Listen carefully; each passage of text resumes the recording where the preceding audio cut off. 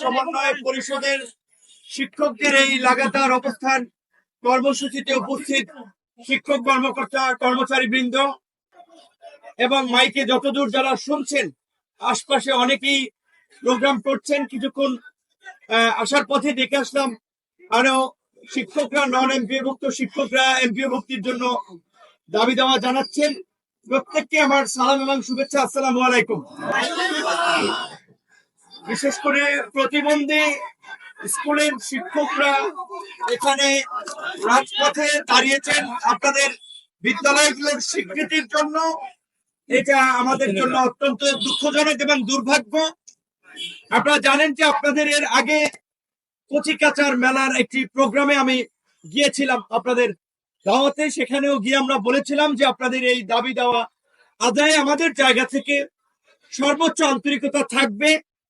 আপনাদের এখানকার দায়িত্বশীল নেতা ইলিয়াস ভাইকে কিন্তু আমি সমাজ কল্যাণ উপদেষ্টা মহোদয়ের কাছেও নিয়ে গিয়েছিলাম, সচিবের সাথেও কথা বলেছে এবং তারা দুজনেই ইতিবাচক ভাবে আশ্বস্ত করেছিল যে তারা যেহেতু টোটাল 1700-র মতো প্রতিষ্ঠান যাচাই বাছাই করে যারাই এমপিও ভুক্তির স্বীকৃতির সুবিধা লাভের আওতায় পড়বে প্রত্যেককে অন্তর্ভুক্ত করা হবে।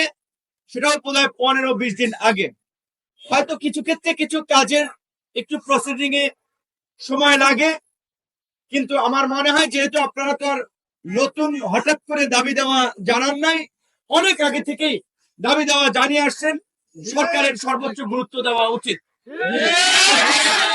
420টি প্রতিষ্ঠান তো আগে থেকেই বোধহয় সিলেকশন অডিট করা আছে।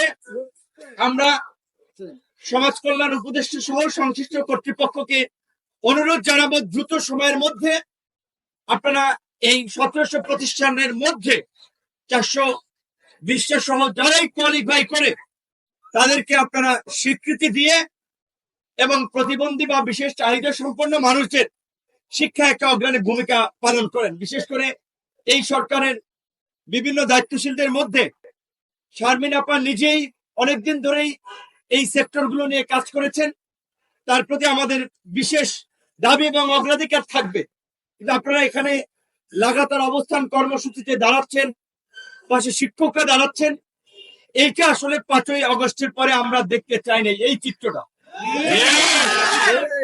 শিক্ষকরা যদি তাদের দাবি দেওয়া আদায়ের রাস্তায় নামা লাগে, প্রেস ক্লাবের সামনে আপনার পথচারীদের মতো অবস্থান করা লাগে, বসে থাকা লাগে, তাহলে এই দেশ কিভাবে এগিয়ে যাবে? এই দেশের উন্নয়নটা কিভাবে হবে? শিক্ষকরা তো ভবঘুরে না প্রেস ক্লাবের সামনে বসে থাকবে,